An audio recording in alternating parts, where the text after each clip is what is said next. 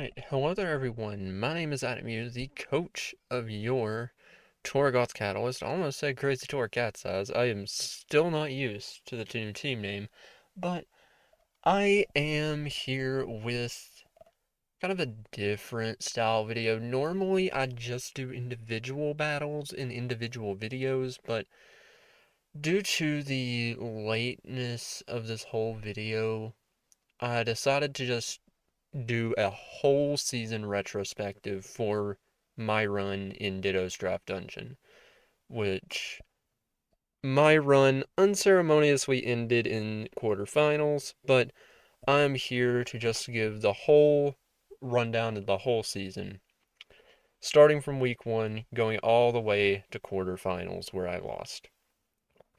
So, I uploaded a draft breakdown in, I think, week 4, maybe? Week 3, week 4? Somewhere around there. I can't tell. But, well, I can tell, but I can't remember. But due to life circumstances such as final exams and needing to do well on those for my own, mental health and everything, and just, generally having panic attacks and also being sick, everything just crashed down all at once, and I was unable to record this. And in the last couple of weeks, like last 2 weeks maybe, I also had to move back home, which is why I had to also not record because I don't really have a good desk set up at home. It's much easier for me to record at college than when I'm at home. And home recording is just like a bit more awkward because I always have to go out to my car to record videos because the walls are paper thin at my house and there's just not a lot of room anyways in my room. But at any rate, that is why I haven't been able to upload videos.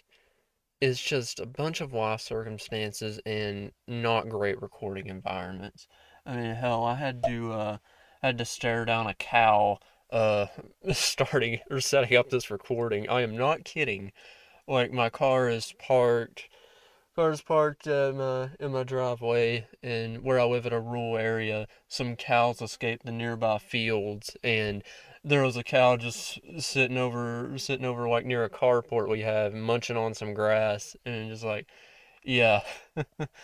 But yeah, that is the recording environment I have right now. But at any rate, let's get this video underway. I don't know how long I'm going to be out here for, but it's going to be something. So, starting out, we had week 1, of course. Week 1 we took on Coach Faye of the Phoenix Moltres, and they had a very, very threatening team, which a lot of the things they had that I was scared about, they did bring. They had Chin Pao.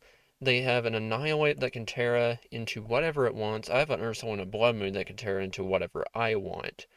They have a Gastrodon, a Mega... I think it's a Mega Latios. Wait, no, no, no. It's a regular Latios. It's a regular Latios? I don't know if it could Terra or not. It's either the Annihilate or the Latios. I think it was the Annihilate that could Terra.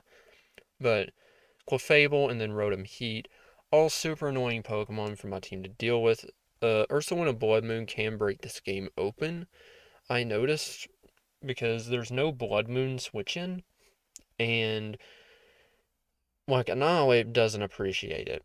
Meowscarada, it can get stopped if the Rotom is a bit more defensive, but aside from that, Meowscarada doesn't have a good switch in, Megadaya doesn't have a solid switch in aside from Gastrodon, and generally my team functions pretty well here. Slowking Gower can lure stuff in and pivot, and that's generally how my team functions. So let's just hop into this game. I'm going to go through the games pretty fast. So they led Latios, and I think no, I just U-turn. Okay, I just U-turn because Meowscarada is naturally faster than Latios. I go Slowking because it's pretty easy to switch into Clefable. And that was an interesting thing that Clefable was their immediate switch in to Meowscarada. So, and it wasn't Rotom Heat.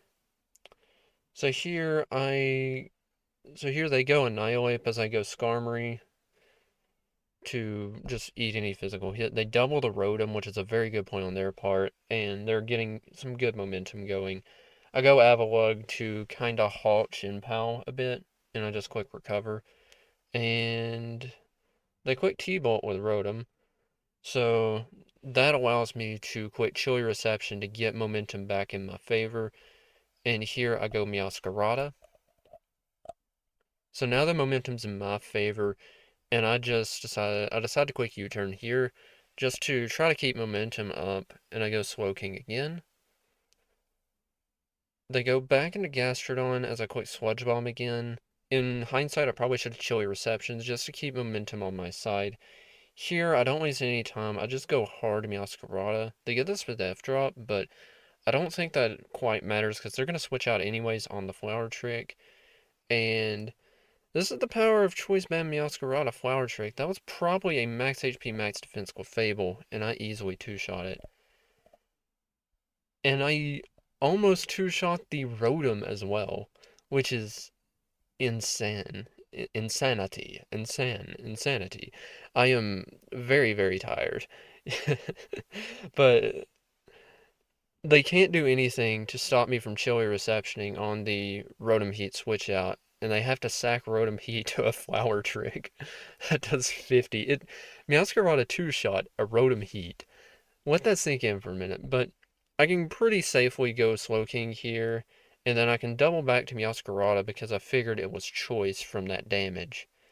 So here I quick knock off, and that does a massive chunk to the Gastrodon. So they have to sack that, and now they have to go Chinpel, which I can safely go Avalugg on as a quick Sacred Sword. It doesn't do over half to me, so I quick Body Press just to see if they would trade. But they don't trade, and I have to go into Diancie. So the value of going Diancie here, it allows me to like bait their Terra, which they unveil Terra Water because Diancie would have knocked it out regardless. And that opens me up to just quick Flower Trick with Meowscarada. So I quick Flower Trick as they sack the Clefable. They go Latios. I go Slowking because the special move is very obvious. This is very obviously like a choice Scarfed Latios because it's not doing a ton of damage. And, oh yeah, there's the cow. Yeah, it's not doing a ton of damage, but yeah, I go into Blood Moon and Terra Fairy just in case they wanted a Sacred Sword and Vacuum Wave didn't kill. Fortunately for me, Vacuum Wave killed. I get a Blood Moon crit, which I don't think ended up mattering because Meowscarada could just come in and I can easily double back into it. And we're going Meowscarada, absorb the Luster Purge, and quick Sucker Punch to end the game, and we win week 1 5-0. So, yeah, the Latios being a choice set and me identifying that early allowed me to play around it very, very easily. And Meowscarada just being super duper powerful just allowed me to win that week 1 game pretty handily. So, the next game, I didn't win as handily. So, the next game was against Coach Yeezy of the Whooping Woopers, I think. I'm not sure. Yeah, I think it's that. But they have a free Terra Sneasler, which is one of the best Pokemon that is available to Terra in this game.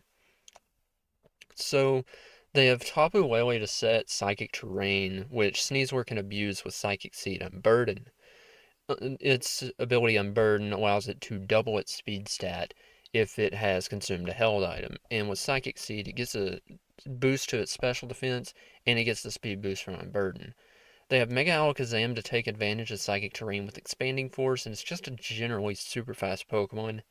We have Landorus Therian and Magnezone and Greninja to pivot around, and also set hazards like rocks and spikes, and just generally try and break down like physical or special walls for Sneasler or Megazam to kind of clean. Bearing this in mind, I decided to use their own speed against them in this game. I brought a Trick Room Slowking Gower with a Room Service Magmortar, Room Service Meowscarada that was still going to be faster than Tapu Lele. Actually, no, it may have still been faster than Greninja after, or outside of Trick Room. We brought a counter Skarmory with Sturdy to absorb hits from the Sneasler and just bop it right back. And I think I brought just like a standard Ursaluna Blood Moon and a offensive Avalugg. So this is going to be a very, very interesting game. It's been a minute since I've watched this. So I lead Meowscaradas, they lead Tapu Lele. I immediately switch out because I've played not Meowscarada, Tapu Lele a lot in the past, and I know it can run Choice Scarf very often. So on the switch out, I set up a Trick Room as they go Lando, and I am now free to click buttons with Avalugg. I click Ice Spinner, and I remove the Psychic Terrain, but they give me the Magnezone with an Earthquake, and Avalugg picks up its first kill. So I quick EQ again as they go Grin. Cal is strutting its stuff right in front of me again. It wants to be on video. Unfortunately, I don't have the webcam. But, okay. So, I go Gyro Ball here as they went Sneasler, so Gyro Ball was just like a safe play anyways. But they eventually do take down my Avalugg. I go Meowscarada and quick triple axle. And so I go back into Slowking. And I live the Psychic on 1. I'm not even sure if that was a roll, but I get off the Trick Room, I get off the Chilly Reception, and I can go straight into my Room Service Magmortar. I click Scorching Sands to kill the Grin, and they go Mega Alakazam. So I click Flamethrower, I get a crit, but I don't even think it mattered that much. They click Expanding Force and crit me right back, and I don't even think that mattered that much. But I go Blood Moon, I click Earth Power to kill the Mega Alakazam. They go Tapu Lele. I Terra into a Psychic type, and I get off a very, very powerful Blood Moon, recover back a bit of health. Unfortunately, they crit the Moonblast, but it doesn't really matter because Slowking can come in. And I can double into Meowscarada to sack it just to get more health back on Slowking. And Slowking eats the Moonblast. I get off an Earthquake to kill the Lele. And they go into Sneasler as their final Pokemon. They Terra Fighting.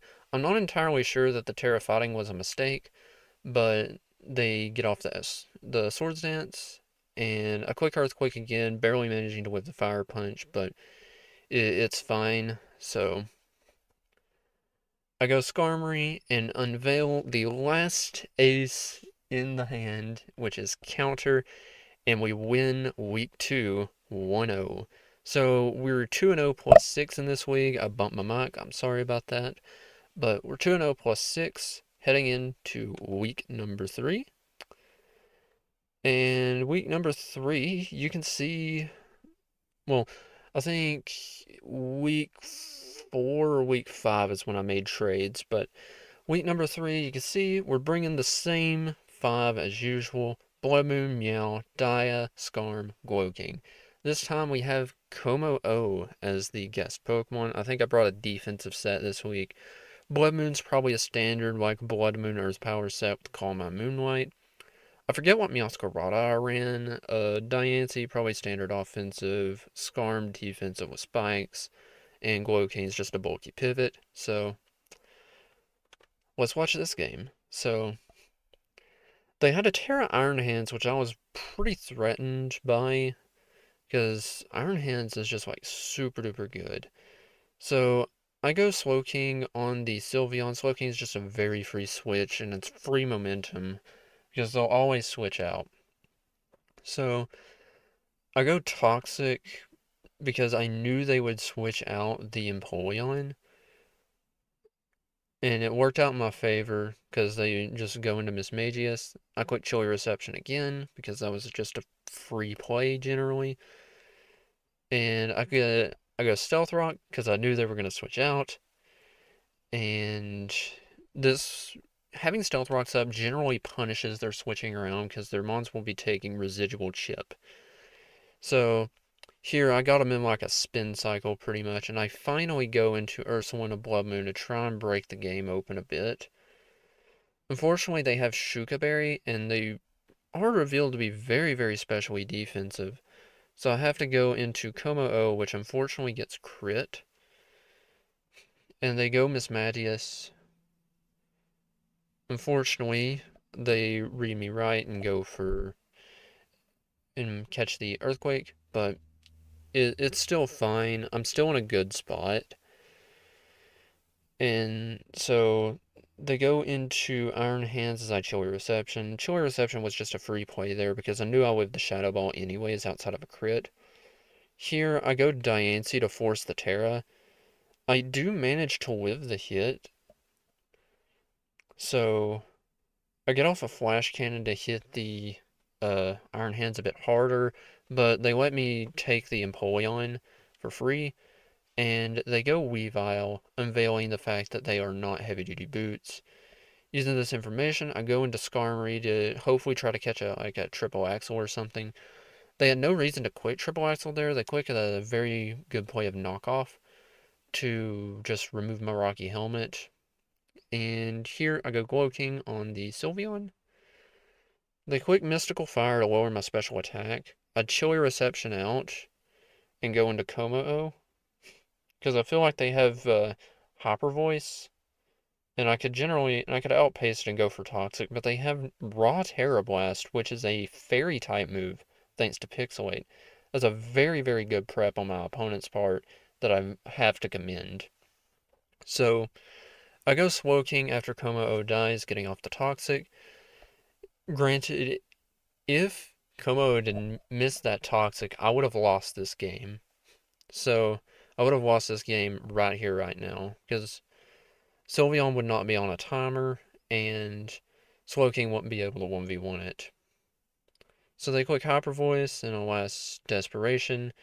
I click Chilly Reception to get free momentum because I know they would die to Toxic this turn.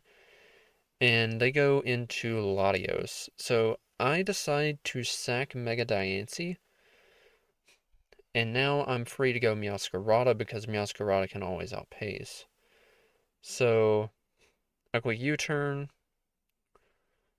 because I was just anticipating a switch generally. And I go back into Skarmory. Because I didn't want to... My logic for going Skarmory is I didn't want Weavile to get a free switch in. So they kill my Slowking with good Earthquake prep. And I go Meowscarada once again to quick triple axle, doing very, very little to the Iron Hands. And I quick U-turn, very, very risky U-turn because Iron Hands is insanely bulky. But it worked out for me, and I got Ursulina Blood Moon in. I probably should have went Skarmory, but it's whatever. I go Meowscarada, a quick U-turn, kill the Latios, and now it is Skarmory versus Weavile. Weavile takes some Hazard Chip. Swords dances up. Unfortunately, Body Press comes off and kills the Weavile, and we win week 3 2-0. So 3-0 plus 8 heading into week 4 against my good friend Ryan and Ditto. And you can see two of my new additions to the team. I dropped a lot of stuff. I dropped Como-O and picked up Haxorus. I dropped Lantern to pick up Jellicent. I dropped Magmortar to pick up Crocalor. Trying to think what else I dropped. It was a lot of like the supporting cast. I picked up Rotom Fan over something. I dropped Avalugg for Rotom Fan, unfortunately. Avalugg did very, very good, but unfortunately sacrifices have to be made sometimes, and yeah, that's the odd mon out. I think I also picked up Hitmonchan to get a fighting type from the Como departure, but yeah. Generally, in hindsight, I feel like I made the team worse. I'm not gonna lie, I do enjoy having a bulky water, but if I could keep the rest of the team the same and somehow have kept Komo, I probably would have. But at any rate, it's too late for that now. But yeah, this game was a bit fun because me and Ryan, we were in a duos league. Like, we both played on the same team. We did the games together, did prep together. We did everything together. We were in a duos league. We had the championship match this day, and we won that championship match. So this was a bit of a fun game to see which of us was truly the carry. And spoiler alert, it was not me. But yeah. So here, I always lead Meowscarada in these games because it's just a nice pivot lead. It's kind of the same like logic of like leading Lando T for pivoting. So I go into my tried and true set of Rocky Helmet Fizdef Skarmory, and they unveil Power Herb Meteor Beam. I clicked Roost to scout what they wanted to do, and unfortunately for them, I click Whirlwind to force them out. I managed to pop the ability on Zamazenta, so that is good for me. Here I go Blood Moon on the Spectrier because it's my normal type, and yeah. Ryan prepped really, really well for this game. Chilan Berry Ogerpon to absorb a Blood Moon from Ursaluna was absolutely genius. So my team generally didn't like Ogerpon that much. So I go Blood Moon on the Spectrier, and they go Metagross, give it to me.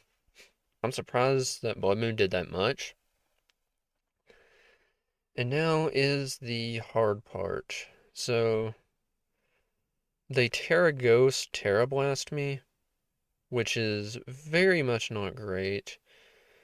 I kind of played around this thing awful. I don't exactly know why I went Glow King there, but Crocalor comes in and gets a flamethrower burn on the Swalot. And Swalot's just gonna sit here and be annoying. I click Blood Moon to kill it. So yeah, 1 second, I gotta pause the recording. Sorry, I had to cough. But I do kill the Swan and I switch out Blood Moon and I go Jellicent as they properly read that and go for Crunch. Here I click Will-O-Wisp just in case they wanted to stay in and crunch again. And now I go Glow King. I take the Ivy Cudgel pretty well. Unfortunately, they crit knockoff, which definitely did matter in the grand scheme of things. But I go Meowscarada, and I quick U-turn to kill it. And I go back into Jellicent just to not allow Zamazenta in for free. And here I just get into a war with the Enamorous. They get a special attack drop, and I Will-O-Wisp the Enam, so that way it can't do like any superpower shenanigans. So they get another special attack drop. Fortunately, I'm unaware, so this doesn't really matter, and they crit Moonblast me, and yeah. It was unfortunate. Meowscarada comes in and picks up the kill on the Enamorous with knockoff. In hindsight, I probably could have just went Meowscarada at the first Terra Ghost, but I read the wild charge right. Unfortunately, the Ursaluna, unfortunately, the Zamazenta wasn't a choice set, and I am kind of just screwed over in this game. As they have Culver Berry on Spectrier, which is very good prep on their part. I can't say anything bad about this. The crits in this game definitely did matter a bit, but I'm not too hard pressed about it. I mean, this happened like over a month ago, but yeah, I'm not just too hard pressed about it. So Ron prepped absolutely insanely. Chawamberry Ogerpon, uh, Terra Blast, Ghost, and Nam. Um, Pretty much a perfect Zamazenta set for my team. I don't know what Swallow was there for. Metagross was fun, and Spectre was just generally good into my team. So, we lose week 4, but it's on to week 5, and we are playing the best team in the league. So, prior to this game, the coach of the corporate espionage, Amira, had not lost a single game. And I had just come off a rough loss to Ryan, and yeah, they have the best Terra captain in the league with Terra Curum. This thing is a monster. It has very, very good bulk, like really solid bulk, and good moves to boot. So nothing can come in and wall this thing. You have to like check it offensively, which is very, very difficult to do. So yeah, but Amara also has like very threatening Pokemon like Iron Boulder, a nice Slowbro Mega Scissor pivoting core with teleport and U-turn, and then a Flygon which can do annoying things as well. Outside of this, they had a Florges which was pretty annoying to deal with, and yeah. But let's jump into this game. My team is pretty much the exact same lines every week. So I'll lead Skarmory as they lead Kyurem, and they get a crit Ice Beam right off the bat, unveiling their Life Orb, and now I am forced to go Skarmory, and just generally pivot around this thing the best of my abilities. I go Glow King again as a Ice Beam. I'm just generally racking up Life Orb chip, and here I Chilly Reception out to try and swing some momentum on my side. So here I Calm Mind as it was very obvious that they were going to switch out, and they quick sub. Fortunately, this week I have Hyper Voice because I had a sneaking suspicion that they would go for a subset or Protect to get around Blood Moon because they're undefeated and they're a very good player. So here I Terra Steel to absorb any Scald that they might want to go for. And they go Iron Boulder and start setting up subs just to get around my Earth Power plays. So I quick Earth Power here. They sub again. I quick Earth Power again. One of these times I think I do something different. So I go Jellicent here as they quick CC. I read that properly. I figured that they would try to attack, and Jellicent was just a very good switch in. So here I go for Scald, and I get the burn, fortunately for me. They unveil Black Sludge, and here I go Diancie, because it was my best switch in to a Dark move. So they go Slowbro as I quick Mystical Fire. I was hard reading the Scissor, so I quick Moonblast just to get a bit more chip on this. Unfortunately, I got a special attack drop. And here, I was so close to quicking Mystical Fire, but my gut opted for Jellicent. I knew there was an off chance that they could quick U-turn and not Bullet Punch, but I didn't want to risk it that much, and unfortunately, it cost me Skarmory. So here I go Diancie, and this time I have to quick Moonblast, and unfortunately, they have me red down to a science. So I'm going to skip a couple turns because we just exchanged Roost and Moonlights. And here I miss a Toxic, anticipating Kyurem to come in. And yeah, they go Overquill, which is fine. But it's definitely, definitely not. It's definitely not a good situation for me. Fortunately, I do catch the spikes on my Diancie switch, and the Gunk Shot misses, which I'm not sure that mattered much because it was burned and I had a 2x defense buff. I go for Diamond Storm again just to fish for another defense raise. And here I keep clicking Diamond Storm because I can't afford to be passive with Slowbro. And they quick Hydro Pump and knock out my Diancie. So Here, I quick U-turn, anticipating the switch, and I have to go Slow King to try and bait a knockoff to quick Flamethrower. Unfortunately, they're smart, so that doesn't work, and they go back into their Slowbro, and I'm pretty much screwed here. I can't break the Slowbro Mega Scissor Core, so I have to go into Jellicent. As they finally do a quick U-turn, and they go into Kyurem. Now here, I clicked Toxic because I knew there was an off chance they could go into Slowbro or Kyurem, so I could get them on a timer. And here I go Slow King. I managed to live the Terra Dragon Life Orb Draco Meteor on 3%. They quick Freeze Dry to knock out Glow King, but their Kyurem goes down. So that means that Jellicent has a chance to bring this back if they don't have knockoff. And they don't have knockoff on Mega Scissor. So I quick Strength Sap, recover a bit of my health back, and I quick Taunt so that way they can't teleport or use any Slack off. So here I go for Toxic again just to get the Slowbro on a timer. They U-turn again. They go into Slowbro as I Strength Sap again just to get more of my health back. And now they do give me the Toxic, and skipping a few turns, they let me take the Slowbro. So let me rewind a bit.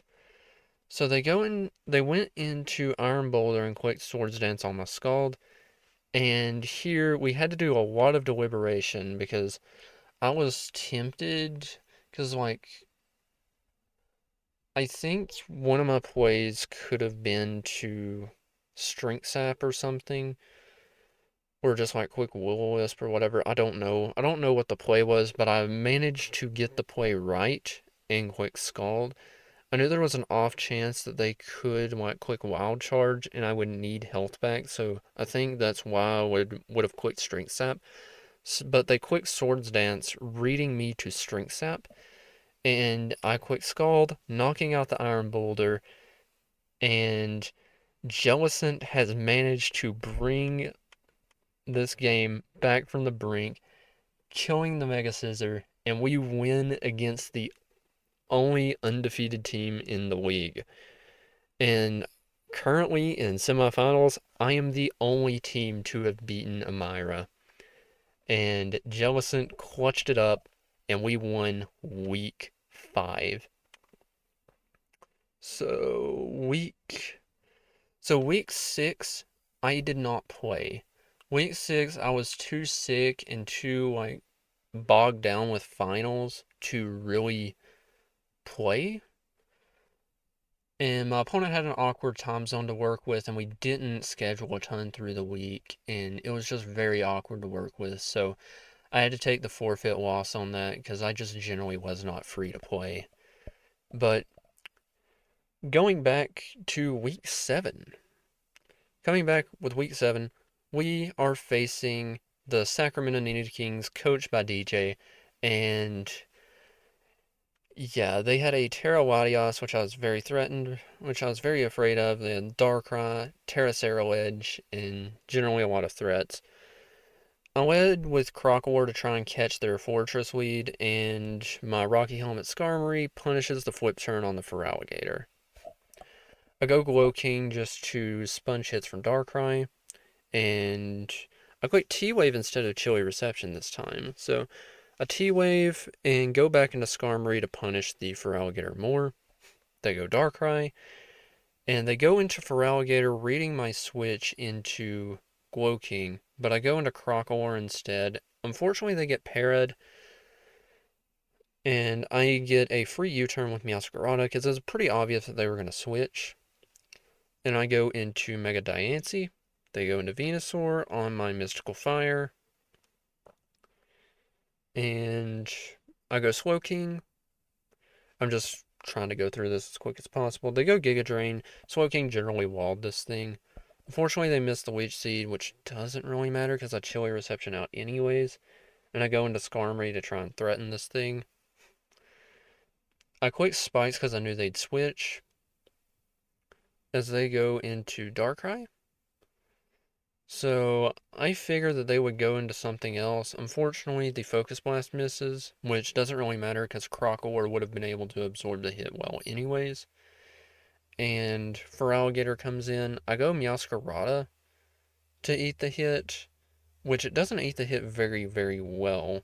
So it was probably some choice set of some kind.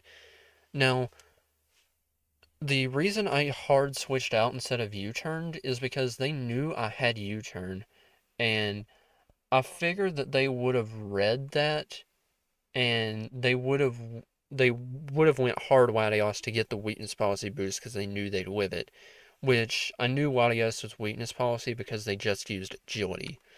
So I go Slowking on the Latios just to not give it any free chance. I go Diancie to kill the Feraligatr, and now they go Edge. So Edge outpaced my Diancie, so I knew it was Choice Scarfed, so I go into Ursa with a Blood Moon. So set up one Calm Mind, and I quick sub, kind of expecting a Toxic, and just generally scouting what they wanted to do. So I go for another Calm Mind, and the only thing they can hit me with is Gyro Ball. So I keep clicking Calm Mind, and eventually I Terra Normal and kill the Fortress. They go into Mega Venusaur. They click Giga Drain to pop the sub, but Hyper Voice will kill it anyways. So they go Edge. Bitter Blade only does 37, and Hyper Voice will OHKO the Edge because the Ursaluna Blood Moon's ability is Mind's Eye, which allows it to hit ghost types with normal type moves. Focus Blast from Darkrai can't take me down. I knock out the Darkrai, and Ursaluna Blood Moon completes the sweep, whipping the Aura Sphere and OHKOing the Latios with Hyper Voice, securing a 5-0 win in Week 7. And more Ursaluna Blood Moon shenanigans ensued in Week 8. So, Week 8, we played Collateral, Coach of the Dewpider, and you can see my standard Rocky Helmet Skarmory, punishing the Gyarados. I go for Spikes on the Heatran switch because it's pretty obvious they would switch. And here I do a little bit of a dance of switches. I go into Glow-King on their Toxic, and I manage to paralyze the Sharpedo. They click Liquidation. It doesn't really matter too much because I can just quick Body Press. They get parried twice, which I'm not entirely sure mattered. But they go Superior, and they have Coil. Unfortunately, I get the Sludge Bomb Poison, so I'm getting very, very lucky. Here I just pivot into Skarmory because it's free, and I know it's a physical set, and he has to click a physical move. So I managed to kill the Superior. Heatran comes in. They get the Earth Power Burn. I get the Spadef drop with Shadow Ball. I was anticipating the Tapu Lele to come in, or the Kyurem to come in. So they read me right this time, going for the Taunt on my Chilly Reception. I click Sludge Bomb, and just generally try to weaken this thing as much as I can. I think I click Sludge Bomb again here. And here, I can't remember what I did. Oh, I was gonna give him this, but this is a very specially defensive Slowking. A quick Thunder Wave, not knowing that terrain was up. No, they didn't. They didn't immediately take the kill on Slowking with the KB. But here I go Haxorus to kill the Heatran, and they go back into KB. I go Jellicent.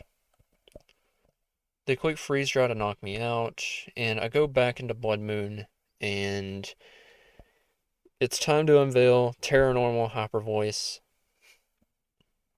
They go Zapdos. Part of my prep this week was Choppleberry Blood Moon to absorb a close combat from Gyarados and knock it out. And Kieran Black comes in and is unable to do anything against Ursulina Blood Moon. And we win the last week of the regular season 4-0, going into our playoffs game against Monkey, coach of the Double Iron Bashers. They have a Terra Blacephalon and a Terra Melmetal. Probably the best Terra duo in the league, in my opinion. And we'll see how this goes. Unfortunately for me, Blacephalon just kind of destroys me. So we both double out because I think he's Scarf Blacephalon.